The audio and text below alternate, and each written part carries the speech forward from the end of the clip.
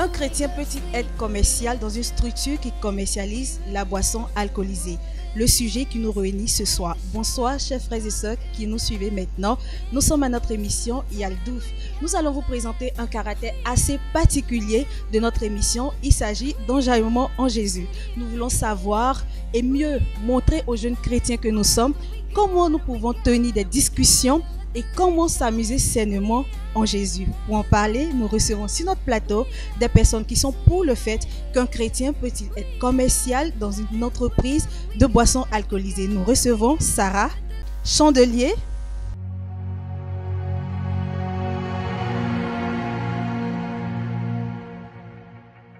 Alors Chandelier et Sarah, vous avez été contactés parce que vous êtes pour le fait qu'un chrétien né de nouveau, engagé en Jésus, vous êtes pour le fait que ce chrétien-là peut travailler dans une structure qui commercialise la boisson alcoolisée.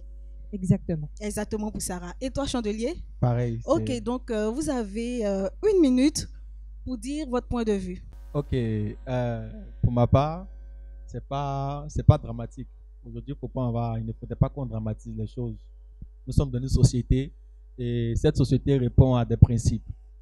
Et étant chrétien, il ne faudrait pas qu'on soit seulement dans des milieux où on semble être bon, mais il faudrait aussi qu'on soit dans des milieux qui pour ma part, voilà, pourra aussi influencer, voilà, le choix et, comment dirais-je, permettre aux chrétiens d'être encore étendus. D'accord, donc pour Chandelier, c'est pas un chrétien ne doit pas être dramatique, oui. Mais au contraire doit étendre son champ d'action. Exactement. Et toi, Sarah? Alors pour moi, Evelyne, je dirais juste qu'il faudrait que les chrétiens sachent et plutôt qu'ils se souviennent que nous sommes dans un monde d'hommes. Et lorsque nous sommes dans un monde d'hommes, il y a des principes à respecter. Et c'est dans ce contexte-là que nous devons respecter les principes. D'accord, donc Sarah dit aux frères et sœurs qu'il y a des principes à respecter. Donc en respectant les principes, nous devons également être ouverts à toute proposition qui s'offre à nous. Exactement. Alors nous sommes dans un cadre humain, nous sommes tous humains et on n'est pas obligé d'avoir le même point de vue que certaines personnes. C'est le cas de 2 personnes qui vont nous rejoindre tout à l'heure. Nous recevons Rachel et Paten.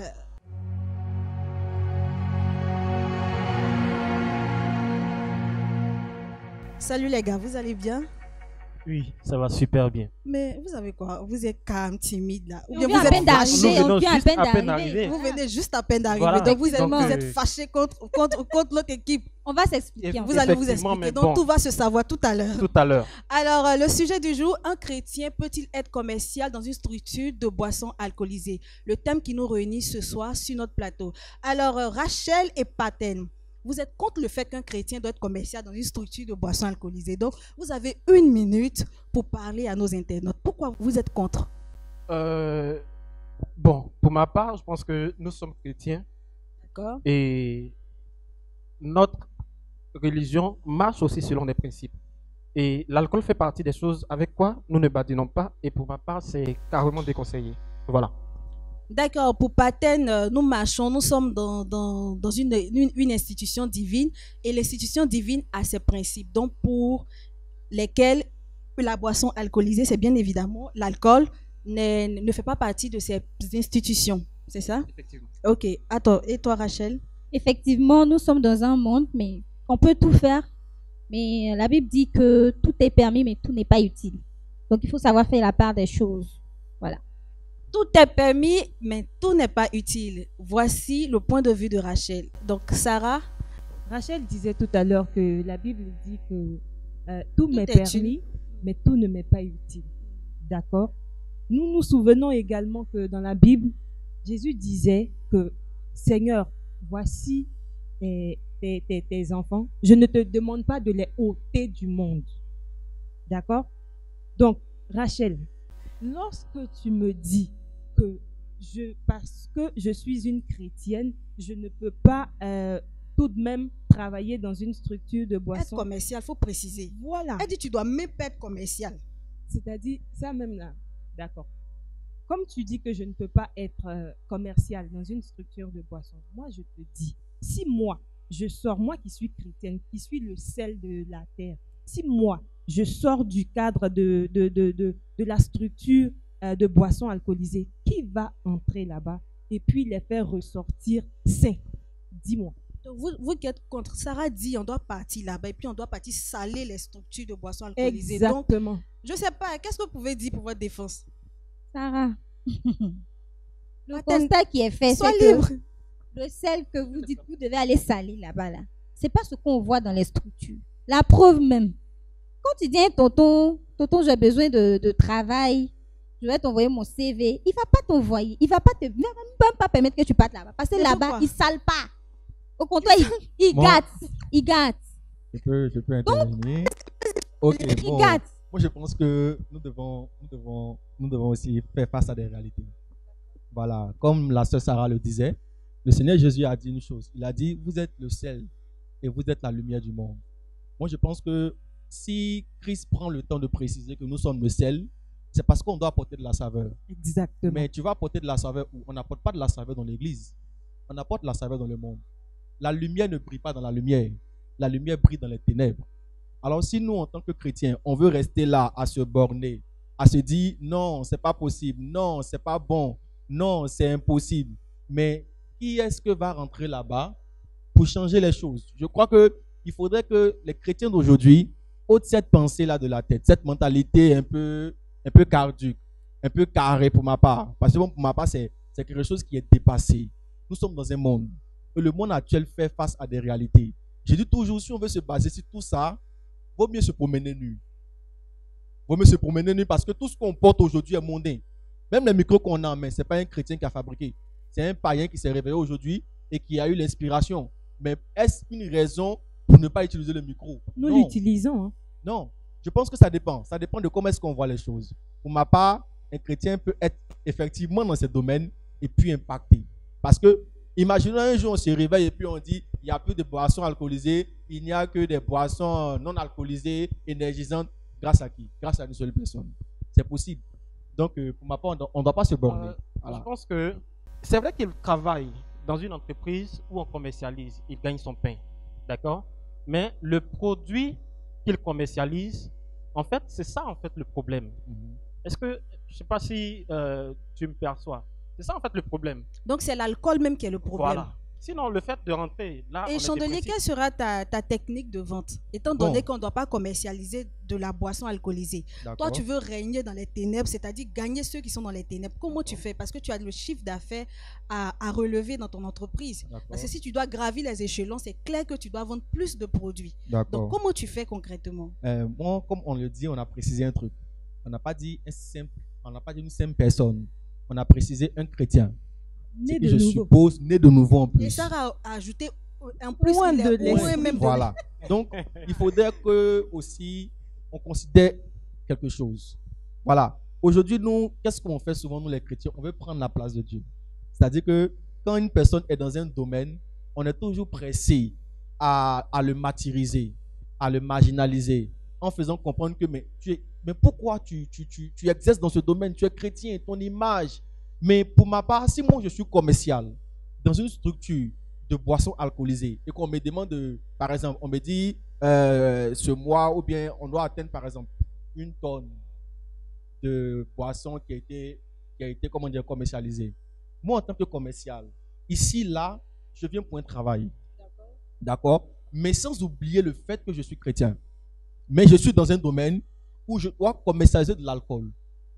Je vais d'abord, en tant que chrétien, me plier à la tâche qui m'a été assignée. Donc tu vas commercialiser. Je vais commercialiser. Tu vas vendre. Mais pendant que je serai en train de commercialiser, il ne faudrait pas aussi oublier un fait. Je suis chrétien. Pendant que je commercialise, je prie. Exactement. Pendant que je commercialise. Est-ce celui qui consomme? Mais Non, c'est ça le problème. Mais tu pries pour qu'il consomme. Non. C'est ça. D'accord. Tu pries pour qu'il consomme. Alors que nous savons plus ou moins les dégâts. Vous ne m'avez pas laissé terminer. Non, il prie pour Je que ne le chiffre prie pas d'affaires pour qu'il augmente. consomme. D'accord. Je ne prie pas pour qu'il consomme.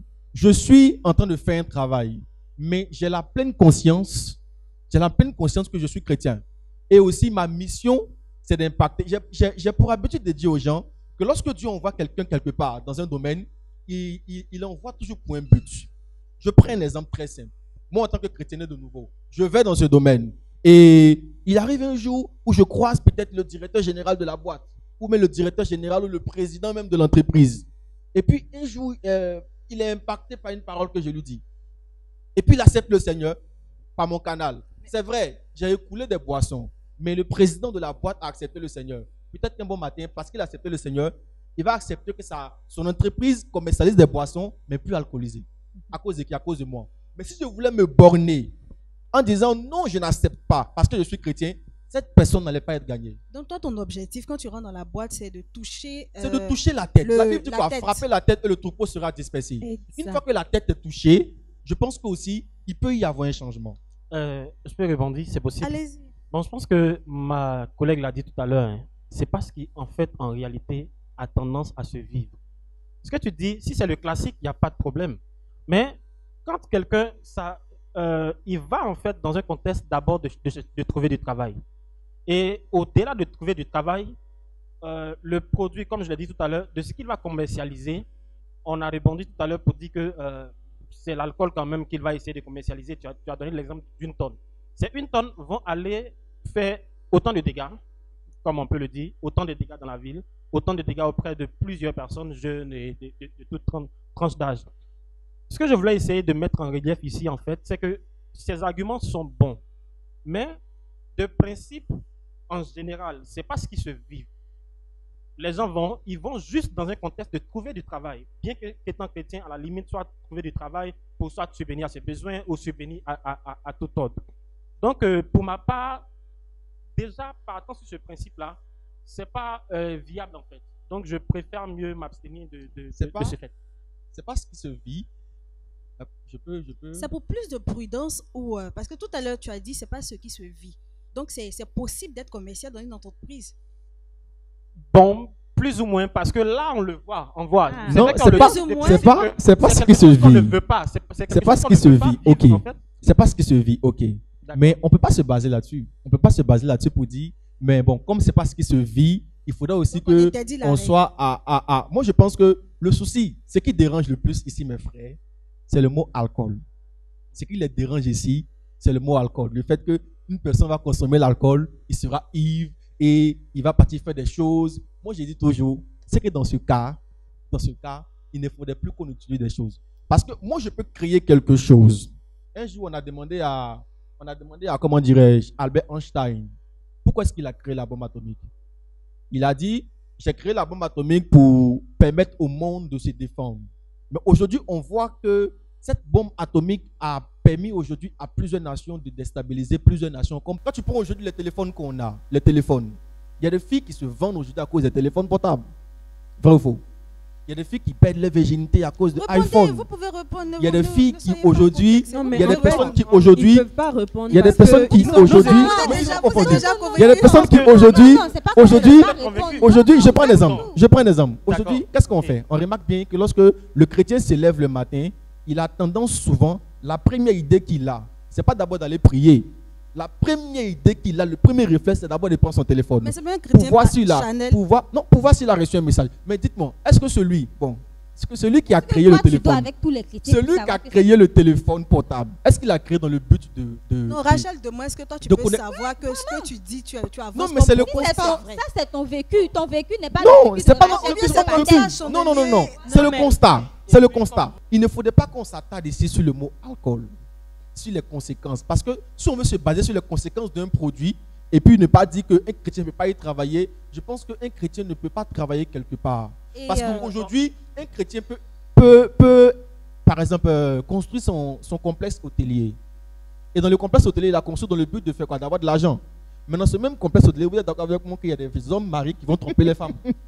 Il y a des hommes mariés qui vont tromper les femmes. Bon, donc, pourquoi est-ce que Dieu va dire, bon, comme c'est à cause de toi, tu as créé ton complexe, je vais, et puis ils ont péché, je vais te punir au dernier jugement? Non, non, ça dépend de celui qui vient.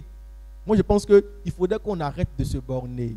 Voilà. Alors, Chandelier est pour le fait qu'un chrétien peut être commercial, responsable même des commerciaux, oui, même peut être responsable même des commerciaux. De boissons alcoolisées. Exactement. Sarah, tu as quelque chose à ajouter? C'est exactement la tête même qu'on cherche. La tête, donc c'est de toucher la tête et puis après, donc vous vous en foutez carrément des dégâts passés. Non. Donc tu as vendu l'alcool à quelqu'un, il a tous ses problèmes, il a consommé ton alcool. Et puis le problème, Evelyne, c'est que les gens ont tendance à voir le côté négatif de la chose. D'accord? Pourquoi ne pas regarder le volet positif? Quel Le volet volet positif. Tu Explique-nous vas un peu. dans une entreprise qui commercialise la boisson. Ton objectif, Alcoolisé, l'objectif, hein, il faut préciser. la boisson Alcoolisé. alcoolisée. Rachel, la boisson alcoolisée. D'accord? Donc, tu vas dans le... on te donne pour objectif de commercialiser 1 tonne. Peut-être même en 1 semaine. Et si c'est moi, il va faire ça au calme même. D'accord? Au calme. Et c'est Au quoi? C'est calme. qui ta cible? La cible, tous ceux qui boivent Donc, l'alcool. maquis, bar. Tous ceux qui boivent l'alcool. Il y a d'autres même là, ils boivent ça chez eux à la maison. Sarah, tu bois l'alcool? Moi, je ne bois pas de l'alcool. D'accord? Ok. Maintenant, quand on me dit d'aller commercialiser de l'alcool, je vais dans un but bien précis. C'est dans le cas du travail. Voilà. Donc, Il y a le cas du travail. Comme ça, une fois, on m'a demandé pourquoi est-ce que vous dites qu'un chrétien, quelqu'un qui a prié pour avoir comment dirais-je, boulot. pour avoir du boulot, et dès qu'il finit de prier, on l'appelle pour lui dire, ah, vous êtes embauché dans un truc, il s'en va, il trouve que c'est la commercialisation de l'alcool. Et puis on vient me demander, Sarah, si c'est toi, tu vas faire quoi? Mon gars, faut partir. Ou bien quand toi tu priais là, Dieu t'a dit quoi?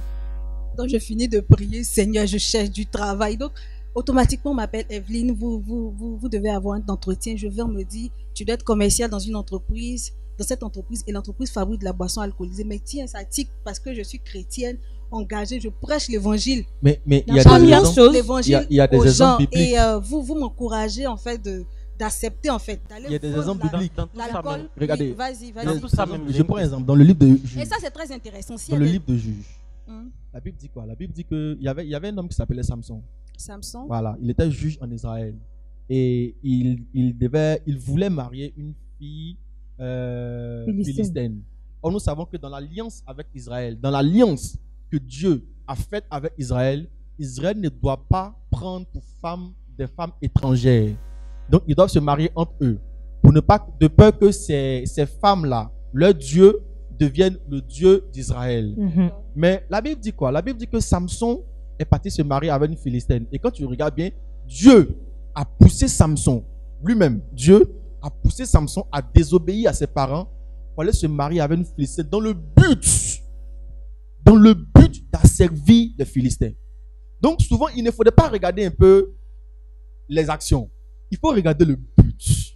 Le même Dieu qui a dit, vous ne prendrez pas de femmes étrangères, est le même Dieu qui l'a poussé à aller prendre une femme étrangère dans le but de se venger des Philistins. Donc, il faudra aussi se poser la question, pourquoi est-ce que Dieu m'a envoyé là-bas?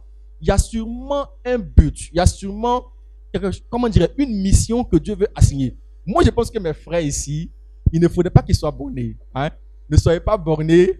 Nous sommes dans un monde. Ça passe pas dans leur tête. Ils veulent Non, mais il comprendre. faudrait qu'ils acceptent. Sérieusement. Parce que nous sommes dans un monde. On ne peut pas s'y passer. On ne peut pas s'y passer. Aujourd'hui, regardez bien. Aujourd'hui, les chrétiens se sont tellement limités que ça fait qu'aujourd'hui, les chrétiens sont les plus misérables, sont les plus légers, sont les plus, je sais pas, influencés. Aujourd'hui, les païens prennent, les païens ils gagnent du terrain. Si nous, aujourd'hui, on reste là à dire non, on ne peut pas, non, on ne peut pas, non, on ne doit pas, c'est pas bon, c'est diabolique, c'est satanique. Mais qui On n'a pas dit que c'est diabolique. Non. Mais c'est ce que ça veut dire. Nuance. Mais c'est ce que ça veut dire. Il y a quelque chose. Les conséquences. Pas du tout. Est-ce que vous commencez à l'écouter, Il y a une Rachel? question qui depuis me tracasse l'esprit. Allons-y. Donc, si je vous suis bien, D'accord. il est possible pour moi en tant que chrétien de travailler dans une boîte de nuit. Non seulement ça, Je et puis veux partout. simplement demander, ça c'est une question. C'est vrai que dans ces différents endroits là aussi, c'est l'alcool et tous ces différents vices qui sont trucs. Mais il est possible pour moi en tant que chrétien d'être un serveur par exemple dans une boîte de nuit ou dans un maquis. Ou en tant que chrétienne par exemple de l'aide. Là, elle va aussi juste entre griffes chercher son argent.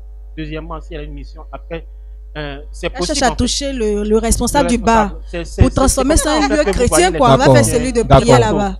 Pour Ok, Ironie. répondre à la question de mon Donc, il veut frère, savoir si un chrétien peut travailler Ok. dans une pour boîte de répondre nuit. à la question de mon frère, moi je vais dire, je le dis tout le temps. Mm. Il faudrait que à chaque fois qu'on voit une personne exercer un métier, surtout si c'est un chrétien, ici il y a un thème, on précise un chrétien de nouveau, qui a le Saint-Esprit, qui marche selon la parole. La première idée qui devait nous passer à l'esprit, ce n'est pas le fait de dire, mais c'est pas bon ce que tu fais. Le lieu, moi je pense que c'est vrai, quand on regarde le lieu, c'est un endroit, c'est pas un milieu pour un chrétien. Ça c'est clair. C'est pas un milieu pour un chrétien. Mais la question qu'on doit se poser, on doit aller vers lui. Frère, qu'est-ce qui t'a motivé à venir travailler en ce lieu? Qu'est-ce que tu as en tête en servant de la boisson, en travaillant ici là? Qu'est-ce que tu as en tête? Il peut te faire comprendre que c'est vrai, je sers de la boisson, je suis ici, je fais tout ce que tu vois, mais dans mon esprit, je veux gagner des âmes. Est-ce que vous savez qu'il y a des gens, il y a des personnes qui ont été gagnées dans des maquis? Il y a plusieurs témoignages. Moi, j'ai entendu plusieurs témoignages d'une femme, d'une jeune fille prostituée qui se prostituait. Et un jour, elle est tombée sur un homme, bizarrement, un chrétien qui a vécu un gourmet. Et dans ce gourmet, il est parti il voulait oublier. Il est parti dans une prostitution et je ne sais pas quoi. Et il est tombé sur la fille. Et arrivé là-bas, bizarrement, chose bizarre, il a commencé à évangéliser la fille. La fille a été gagnée. Mais si on regarde. Il y a plusieurs exceptions. C'est pour quoi? Effectivement. C'est pour dire. La première réaction de nous en tant que chrétiens, Jésus a dit quoi? La Bible dit ne jugez pas afin que vous ne soyez point jugés. La première, moi je pense que mes frères ici, ils jugent. Ils jugent. Ne soyons pas des juges de nos frères. Soyons plutôt des personnes qui essaient de comprendre. Quelle est la motivation? Maintenant, si la personne te dit, moi je suis ici pour chercher mon argent, ça engage que lui. Là, il y a problème. Ça engage que lui. Mais du moment où on dit un chrétien, nous, on est dans un cadre chrétien. Et il ne faudrait pas oublier que dans ce cadre chrétien, on a un Dieu qui est au-dessus de nous. Exactement. Alors ce Dieu-là aussi nous donne des orientations et il peut nous dire d'aller ici parce qu'il est souverain. Donc vous pensez que Dieu peut encourager quelqu'un Exactement, à Dieu peut travailler t'envoyer dans n'importe quel domaine. Tu peux aller dans un domaine où il y a les drogués, il dit vas-y. Et puis, vous savez, Dieu, on ne peut pas le comprendre. On dit, il parle tantôt d'une manière, tantôt d'une autre. Tu ne peux pas le maîtriser. Il fait ce qu'il veut. C'est le même Dieu qui établit le problème, principe. c'est que dans la faisabilité, c'est pas ce qui se fait en fait. Non, mais ce sont de belles paroles. Ce que tu dis, c'est bien, c'est intéressant.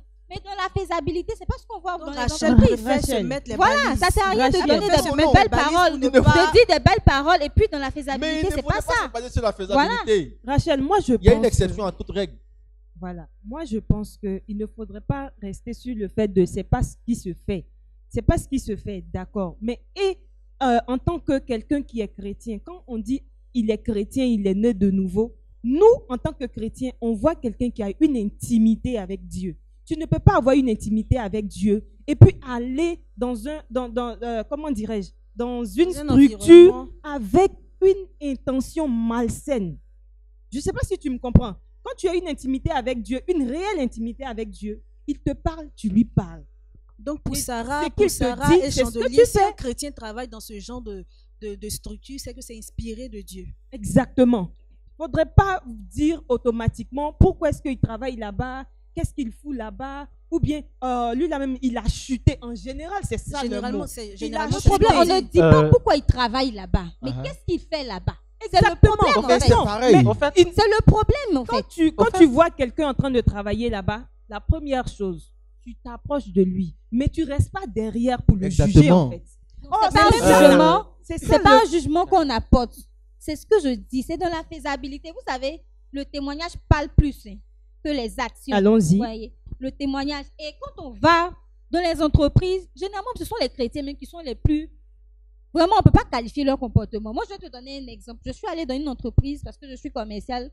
Je suis allée dans une entreprise et j'ai retrouvé un de mes frères chrétiens. Quand je suis arrivée, il a dit, mon frère, c'est comme on a... En fait, comme on a l'habitude de se causer avec lui. Voilà, il m'a dit non, arrête. C'est un fait réel. Hein. Je vais taire le nom de l'entreprise. Il m'a dit non, tout de suite, arrête. Et il a mis une musique, je sais pas, d'Arafat ou pour montrer qu'en fait, ici c'est le cadre du travail. Il ne faudrait pas qu'on parle de se mélanger à la masse. Il se mélange à la masse. Alors il n'est pas né de nouveau. Donc il n'est pas né de nouveau. Mais comment on reconnaît qu'il n'est pas né de nouveau? Mais tout le monde dit qu'il est responsable des chantres dans son église. Non, être responsable donc, non, si on va sur la responsabilité la responsabilité n'est pas liée au niveau de d'accord. C'est clair que la responsabilité Rachel, n'est pas liée. nous allons demander à nos frères Sarah et Chandelier comment reconnaître un chrétien né de nouveau. Comment reconnaître un chrétien né de nouveau? D'abord, il faudrait regarder aussi sa vie. Voilà, son témoignage. Voilà. Tu ne peux pas être chrétien né de nouveau. Vous savez, on ne juge pas une personne en fonction de ce qu'il fait. Je prends un exemple. La Bible dit dans le livre d'Apocalypse chapitre 22, la Bible dit, dehors les chiens, les impudiques, les idolâtres, les immorales et tous ceux qui commettent toutes sortes d'immoralité. Et quand tu lis bien, Dieu précise un truc. Il dit, et tous les menteurs. Ça veut dire quoi? Il dit, ceux qui ont pris plaisir dans le mensonge. Tu peux mentir, mais cela ne fait pas de toi un menteur. Tu peux commettre l'impudicité, mais cela ne fait pas de toi un impudique. L'action que tu commets ne te détermine en rien. Ce qui va commencer d'abord, ce qui va commencer à te déterminer, c'est lorsque ton cœur va commencer à prendre plaisir dans ton péché. Quand ton cœur commence à prendre plaisir dans le péché que tu fais, tu deviens le péché que tu fais. Si tu prends plaisir dans le mensonge, tu deviens un menteur. Mais tu peux mentir sans être menteur. Si tu prends plaisir, vous savez qu'il y a des gens qui tombent. Il y a des gens aujourd'hui qui vivent qui tombent au niveau sexuel, mais dans le cœur, ils ont mal. Par contre, il y en a d'autres même qui prennent plaisir. Et ceux-là sont des impudiques. Alors, si un chrétien qui est né de nouveau, tu le vois dans une entreprise, pas parce qu'il a envie d'être là, demande-lui, mon frère, quelles sont tes motivations? Pourquoi tu es ici? Mais la Bible dit tout ce qui n'est pas fait de conviction est péché. Non, mais tout ce qui n'est pas fait de conviction est un péché. Non, il faudrait qu'on comprenne bien ce passage. Il ne faut pas avoir l'interpréter mal. La première motivation, c'est je veux gagner je veux avoir un travail. Qu'est-ce que tu et en puis sais? me faire des sous. C'est ça, en fait. Ce sont les premières motivations. Si on se dit la vérité. En fait. de motivation, est-ce que Dieu lui a dit, Dieu lui a parlé pour dire que voilà, il y aura telle entreprise qui va te concocter pour si. Bon, ce volet-là, on va fêter à ça. Parce que ça, c'est dans son intimité. Voilà, les histoires de Dieu m'a dit, c'est entre toi et Dieu, on ne peut pas savoir. Moi, ce que je trouve un peu bizarre, déjà, vous accentuez plus sur le fait que il va rentrer dans l'entreprise, il va chercher la tête, chercher à évangéliser. Mais est-ce que, moi, ma question, en fait, c'est de savoir, est-ce que c'est le seul moyen pour pouvoir évangéliser toute l'entreprise, toutes les personnes qui sont dans l'entreprise, d'autant plus que c'est pas là qu'ils dorment, c'est pas là qu'ils passent pratiquement les 24 heures de leur vie. Tu peux pas changer un système. Frères si et tu n'es sœurs, pas... vous qui nous prenez en cours, vous êtes au plateau ABMC TV. Nous parlons d'un thème important. Il est important pour nous de savoir si c'est possible pour un chrétien d'être commercial dans une structure de boissons alcoolisées. Et là, nous avons deux équipes. Nous avons une équipe qui est pour le fait qu'un chrétien doit travailler dans toutes les sphères d'influence et une autre équipe qui n'est pas pour le fait qu'un chrétien doit travailler dans des endroits qui ne sont pas vraiment catholiques. Alors, vous qui êtes en ligne, nous vous demandons de ne pas hésiter à poser vos questions parce que nous sommes là pour répondre à toutes vos préoccupations.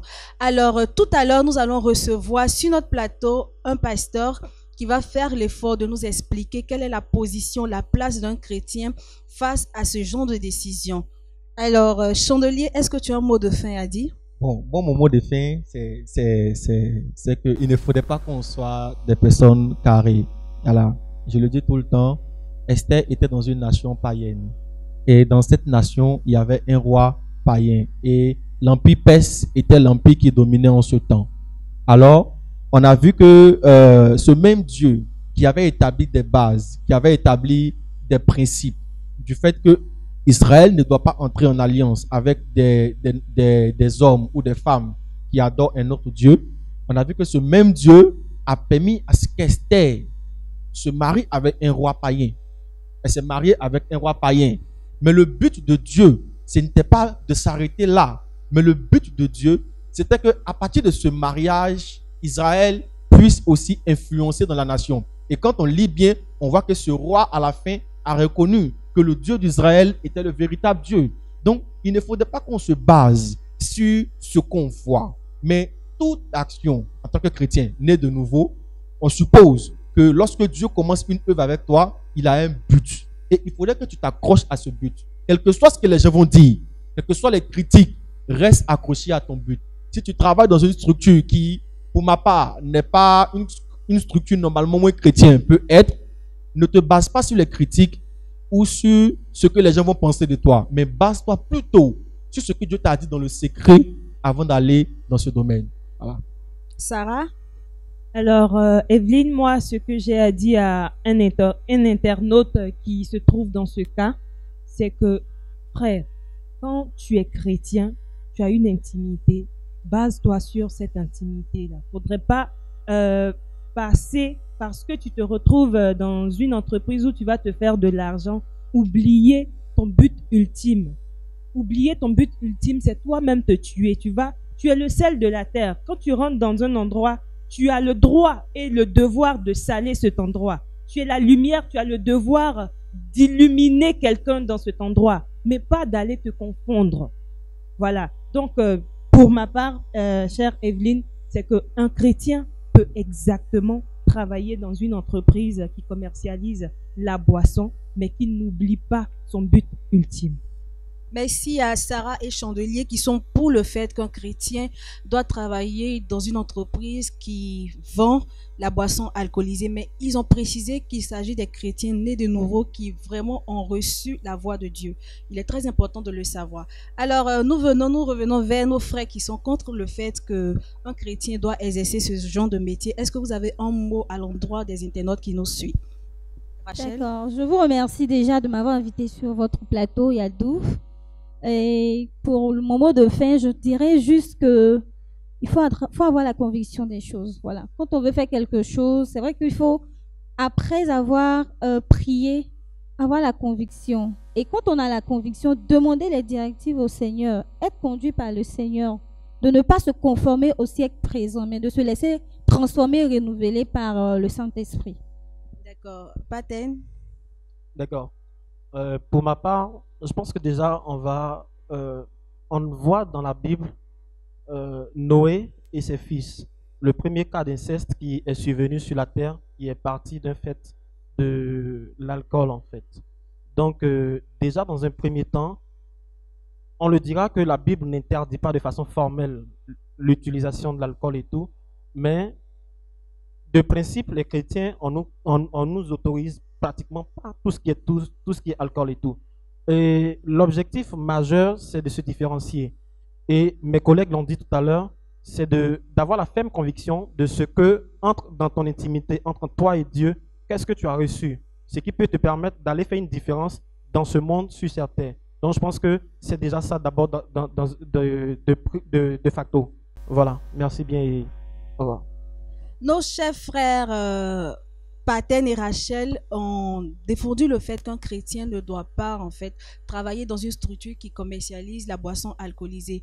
Et il est important aussi, il rejoint nos frères qui sont pour le fait qu'il est très évident et très important d'avoir la conviction, d'avoir la voix de Dieu pour nous. Qu'est-ce que Dieu veut pour nous? Qu'est-ce que Dieu nous emmène à faire? Parce qu'il ne faut pas prendre des décisions parce qu'il faut prendre, il ne faut pas aussi accepter des postes parce que nous cherchons de l'argent. Il est important de savoir quelle est la volonté de Dieu pour nous. Nous allons recevoir tout à l'heure sur notre plateau un pasteur qui fera l'effort de nous éclairer sur cette antenne pour vous donner plus d'informations, pour vous donner plus de précisions afin de vous permettre de prendre une décision lorsque vous serez confronté à ce genre de proposition. Nous recevons sur notre plateau le pasteur Amari.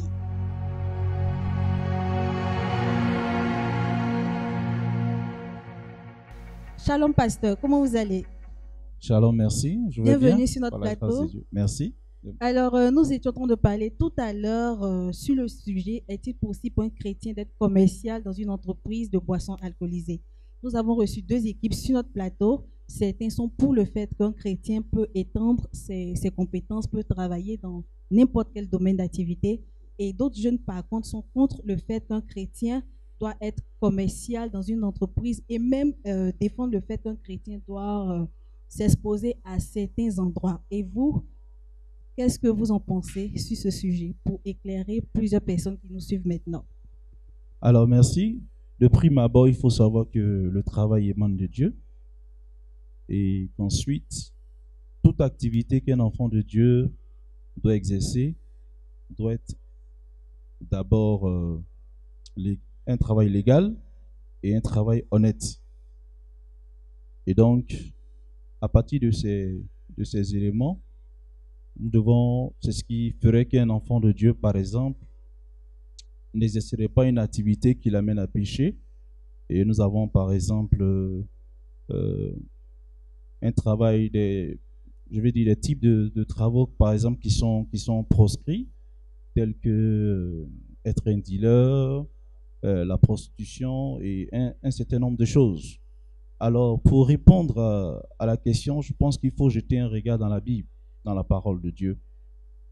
Et donc, lorsque nous jetons le regard en Genèse chapitre 41 et 42, on nous parle de l'histoire de Joseph, qui a travaillé d'abord dans la maison de Potiphar et ensuite avec Pharaon. Et donc, nous voyons que Joseph s'est distingué en se conservant pur. La preuve, c'est que lorsque la femme de Potiphar, n'est-ce pas, a essayé d'avoir une relation illicite avec Joseph, Joseph n'a pas cédé à cela. Et même il a fait une déclaration qui disait comment est-ce qu'il commettrait un grand péché contre l'Éternel. Et donc, ce qui a fait la différence dans la vie de Joseph, c'est que Joseph s'est conservé pur dans un endroit, n'est-ce pas, qui ne défendait pas ou qui ne prenait pas les mêmes valeurs, n'est-ce pas, des Juifs. Et Joseph a su garder vraiment le cap en se conservant pur, en ayant des valeurs. Alors, on pourrait déduire qu'un enfant de Dieu pourrait travailler dans un endroit, n'est-ce pas, mais avec des valeurs. Avec des valeurs. Le deuxième cas que je voudrais aborder toujours en cet aspect-là, c'est celui de Daniel, qui a servi à Babylone sous plusieurs rois. Mais Daniel est quelqu'un qui s'est conservé pur jusqu'à ce que le roi Nebuchadnezzar finisse par reconnaître que le Dieu de Daniel est le Dieu qui est tout puissant, jusqu'à se prosterner devant ce grand Dieu. Pourquoi? À partir des valeurs que Daniel, n'est-ce pas, a promues dans cet environnement. Et donc, dans ces environnements où ils ont travaillé, nous avons vu qu'il n'y avait pas vraiment d'once de reproche de Dieu à leur encontre, parce qu'ils se sont conservés purs. Et je voudrais inviter déjà tous les enfants de Dieu, toute cette jeunesse, à se référer au message du bishop Amazou, qui parlait de l'infiltration des systèmes des nations. Et c'est très important parce que nous sommes dans un monde, et en tant que les enfants de Dieu, nous devons briller, rayonner par des valeurs, n'est-ce pas? Par des valeurs dans n'importe quel endroit où nous allons nous retrouver. Deuxième cas, c'est celui de Moïse. Nous voyons cela en Hébreux chapitre 11, à partir du verset 24 jusqu'au verset 27. On voit que Moïse a refusé de travailler avec Pharaon. Pourquoi? Parce que en cette période, il a constaté qu'il y avait une maltraitance, n'est-ce pas, du peuple d'Israël. Et donc, Moïse a senti un appel, et cet appel l'a amené à refuser de rentrer et de travailler avec Pharaon. Donc, on pourrait ici en déduire qu'un enfant de Dieu pourrait ne pas travailler dans un environnement en fonction de la conviction qu'il a. Et d'ailleurs, la Bible nous dit que tout ce qui n'est pas fruit de conviction est péché. Donc, il faut se laisser conduire, n'est-ce pas, par le Saint-Esprit en tant que des jeunes. Je voudrais vous encourager, n'est-ce pas, à, mener une vie, n'est-ce pas, d'intimité avec le Seigneur. Et je voudrais aussi vous ramener sur le message du bishop sur le combat des voix. N'est-ce pas, se laisser conduire par le Saint-Esprit. Alors, ce qu'il faudrait savoir à ces deux niveaux, il y a un troisième cas que je voudrais porter à la connaissance de tous, c'est celui de, nous voyons cela dans 1 Roi chapitre 18, c'est le cas de Abdias qui était chef de la maison d'Akab. Akab qui était le époux de Jézabel, et nous connaissons un peu bien, n'est-ce pas, l'attitude et la posture qu'ils avaient vis-à-vis des principes et des lois de Dieu qui foulaient aux pieds. Mais Abdias était chef de la maison. Et nous avons vu plus tard que lorsque Jézabel a cherché à tuer les prophètes de Dieu, Abdias, de sa position qu'il avait, a pu sauver la vie de 100 prophètes. N'est-ce pas? Donc la position qu'il avait lui a donné de pouvoir, n'est-ce pas, garder, épargner la vie des serviteurs de Dieu. Donc, on pourrait se dire, mais s'il n'était pas là, qu'est-ce qui allait arriver? Mais en face, nous avons Élie, n'est-ce pas, qui lui n'était pas dans la maison, mais je veux dire, qui revendiquait ou qui dénonçait les mauvaises pratiques d'Akab. Donc, ce qu'il faudrait se poser comme question en tant qu'enfant de Dieu, quand je suis dans un environnement, quand je suis dans un système Est-ce que je fais la promotion de ma carrière ou est-ce que je suis en mission pour accomplir la gloire de Dieu? C'est la véritable question qu'il faut se poser. Parce qu'il faut savoir que la source de tout ce que nous avons, au-delà peut-être d'avoir un travail et d'avoir des revenus, la véritable source d'un enfant de Dieu, c'est Dieu. C'est Dieu qui est notre source. C'est de lui que nous tirons tout ce qu'il nous faut pour notre subsistance. Et donc, il faut se poser la bonne question. Est-ce que je suis en mission?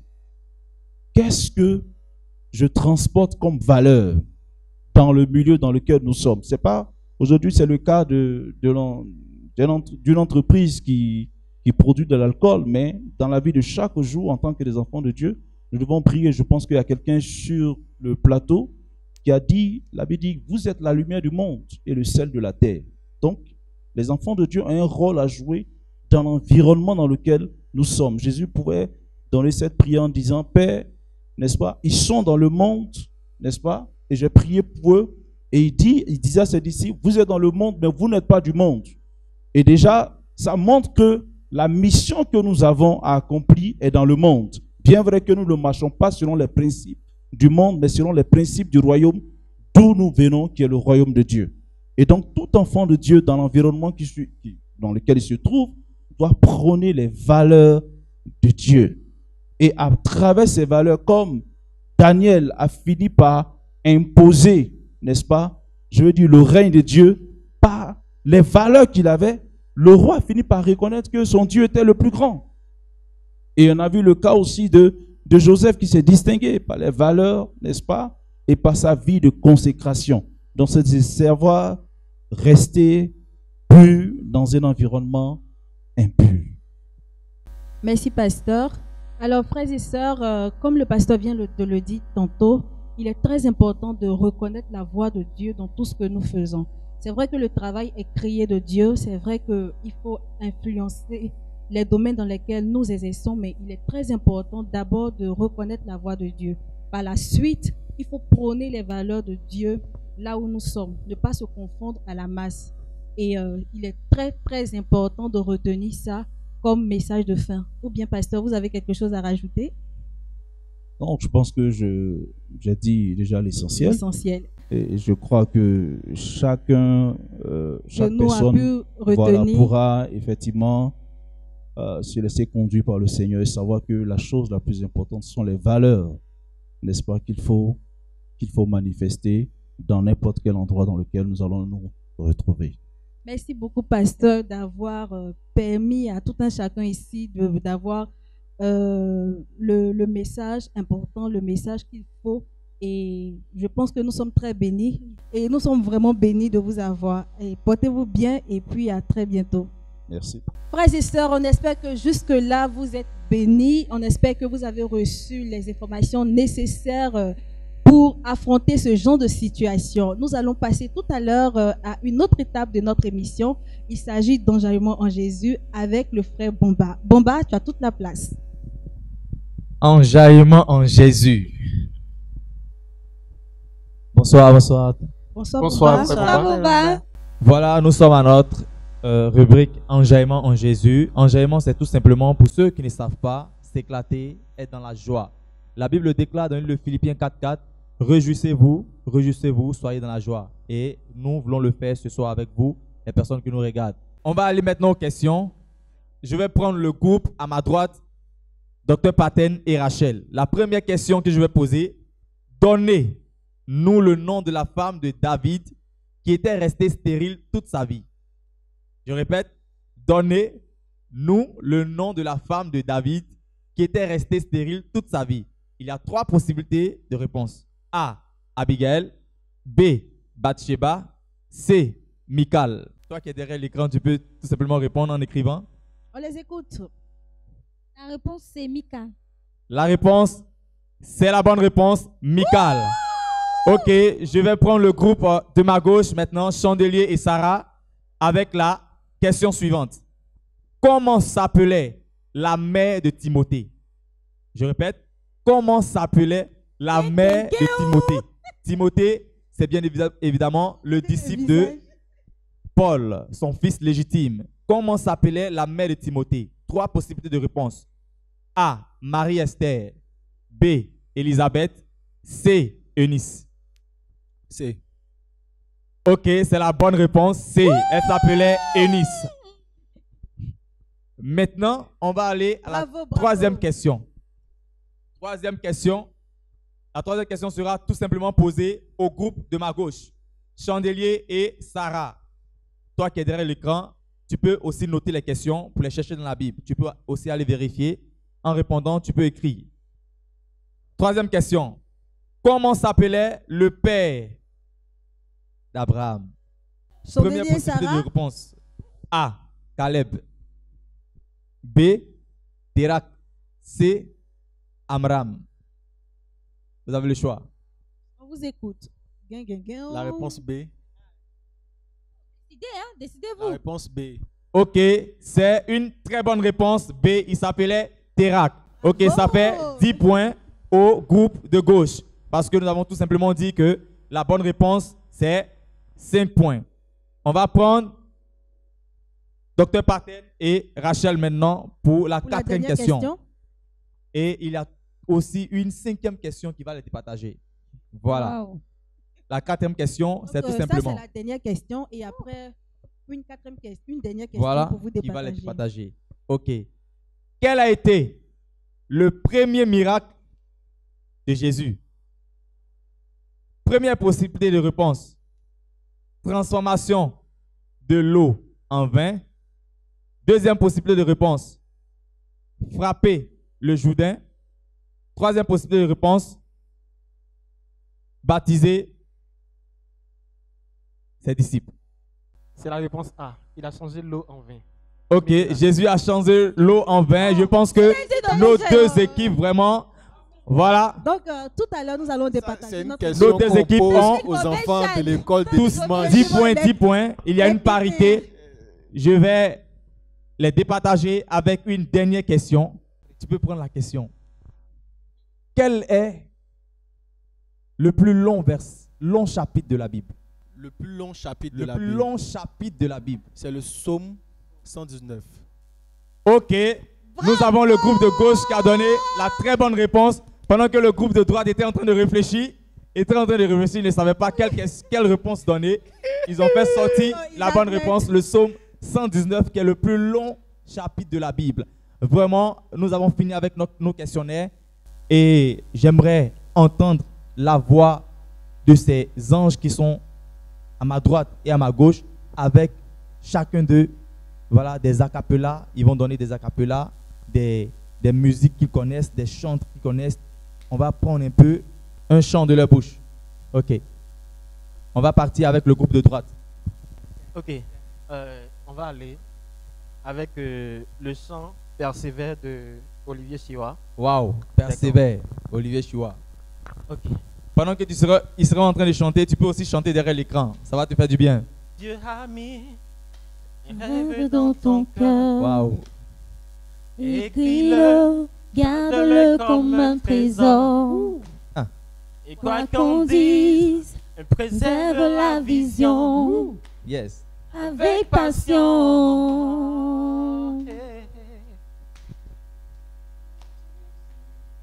Tu sais de tout ton être que ce rêve on se taille en Jésus. Ah. Même si tu ne vois que le contraire, des dons cachés en chacun d'eux. Ah, oui. Ça fait du bien à quelqu'un derrière l'écran.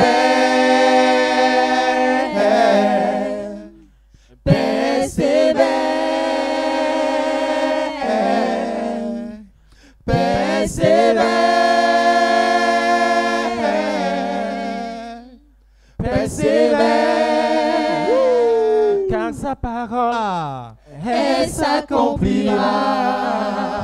Sa parole s'accomplit toujours. Tout est accompli dans le nom du Seigneur Jésus-Christ. On s'éclate, on s'enjaille en Jésus. Ok, on va aller avec le groupe de gauche, Chandelier et Sarah, qui ont un cantique, un chant qui vient du plus profond de leur cœur. Écoutez. Bon, il y a une chanson, c'est en congolais. Eza Congo. Ah, ça, c'est tout ça Je ne l'amour. maîtrise Qu'est-ce pas que trop. tu as chanté aussi? Je ne maîtrise pas C'est trop, tout ça mais l'amour fraternel. donc, Ne maîtrise pas. les paroles peuvent ne pas être forcément ça. C'est que tu répondais, c'est que Dieu Ok, sait, il sait de quoi il parle. ok. Echikanga ena hempela yo. Yes. Echikanga ena kumbisa yo. Echikanga ena sanjola yo. Dun, dun, dun, dun, dun, dun, dun, dun. Echikanga ena hempela yo. Dun, dun. Echikanga ena sanjola yo. Dun, dun. Echikanga ena hempela yo. Dun, dun, dun. Alléluia. Amen. Amen. Amen. Alléluia. Amen. Kumamana no kon. Alléluia. Amen. Amen. Amen. Alléluia. Amen. Alléluia. Amen. Amen. Alléluia. Amen. Oh. Alléluia. Amen. Alléluia. Oh, Alléluia. Amen. Amen. Alléluia. Amen. Oh. Amen. Alléluia. Amen. Alléluia. Amen. Oh, acclamons Jésus. Amen. Tu peux acclamer le Acclamons Seigneur. Jésus. Ah, Oh. pendant que tu l'acclames, Acclamons Jésus. et pendant que tu l'acclames, il y a des chaînes qui tombent. Oh, célébrons Jésus. Amen. Célébrons Jésus. Oh, célébrons Jésus. Amen. Alléluia. Amen.